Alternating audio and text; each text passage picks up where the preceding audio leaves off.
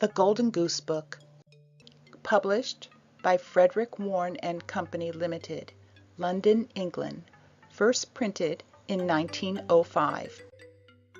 Tom Thumb, with drawings by L. Leslie Brooke. Long ago, in the merry days of good King Arthur, there lived a plowman and his wife. They were very poor, but would have been contented and happy if only they could have had a little child. One day, having heard of the great fame of the magician Merlin, who was living at the court of King Arthur, the wife persuaded her husband to go and tell him of their trouble. Having arrived at the court, the man besought Merlin, with tears in his eyes, to give them a child, saying that they would be quite content, even though it should be no bigger than his thumb. Merlin determined to grant the request, and what was the countryman's astonishment to find, when he reached home, that his wife had a son, who, wonderful to relate, was no bigger than his father's thumb. The parents were now very happy, and the christening of the little fellow took place with great ceremony. The Fairy Queen, attended by all her company of elves, was present at the feast. She kissed the little child, and giving it the name of Tom Thumb, told her fairies to fetch the tailors of her court, who dressed her little godson according to her orders. His hat was made of a beautiful oak leaf, his shirt of a fine spider's web, and his hose and doublet were of thistledown. His stockings were made with the rind of a delicate green apple, and the garters were two of the finest little hairs imaginable, plucked from his mother's eyebrows, while his shoes were made of the skin of a little mouse. When he was thus dressed, the Fairy Queen kissed him once more, and wishing him all good luck, flew off with the fairies to her court. As Tom grew older, he became very amusing and full of tricks, so that his mother was afraid to let him out of her sight. One day, while she was making a batter pudding, Tom stood on the edge of the bowl with a lighted candle in his hand so that he might see that the pudding was made properly. Unfortunately, however, when her back was turned, Tom fell into the bowl, and his mother, not missing him, stirred him up in the pudding, tied it in a cloth, and put it into the pot.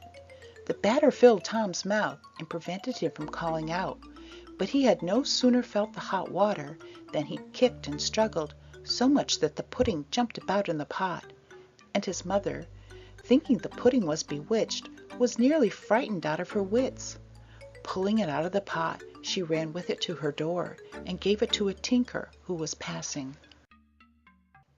He was very thankful for it, and looked forward to having a better dinner than he had enjoyed for many a long day.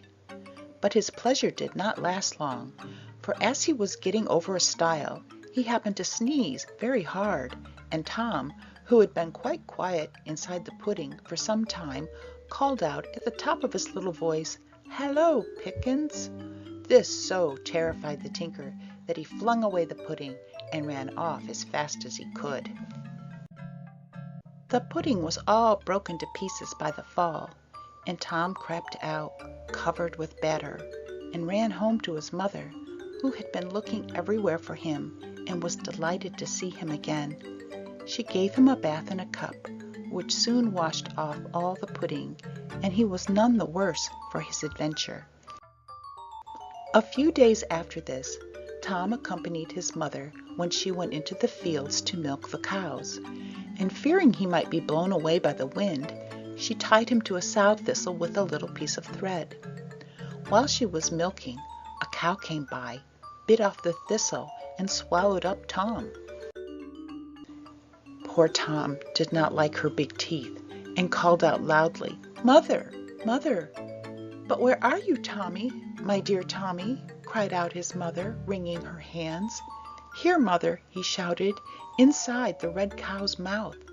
And saying that, he began to kick and scratch till the poor cow was nearly mad, and at length tumbled him out of her mouth.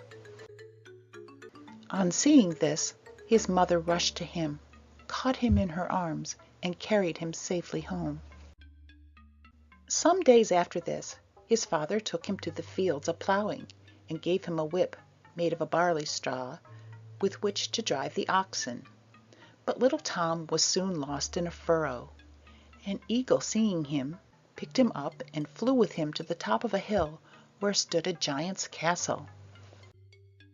The giant put him at once into his mouth, intending to swallow him up, but Tom made such a great disturbance when he got inside that the monster was soon glad to get rid of him and threw him far away into the sea.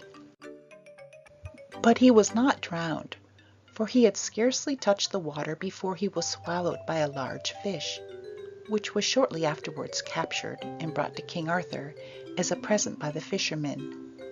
When the fish was opened, everyone was astonished at finding Tom inside. He was at once carried to the king, who made him his court dwarf. Long time he lived in jollity, beloved of the court, and none like Tom was so esteemed amongst the better sort.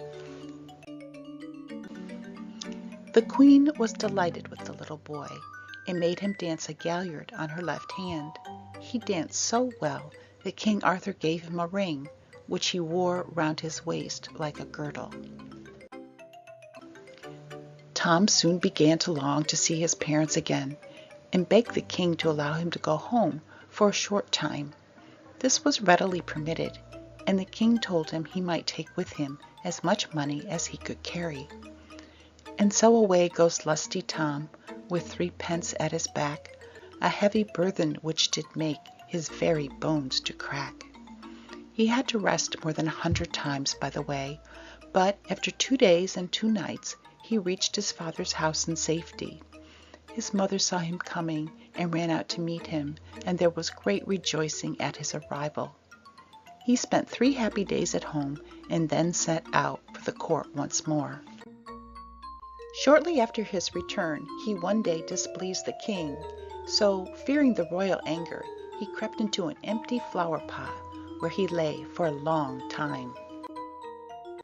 At last he ventured to peep out, and seeing a fine large butterfly on the ground close by, he stole out of his hiding place, jumped on its back, and was carried up into the air.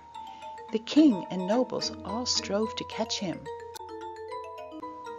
but at last poor Tom fell from his seat into a watering pot, in which he was almost drowned, only luckily the gardener's child saw him and pulled him out. The king was so pleased to have him safe once more that he forgot to scold him and made much of him instead.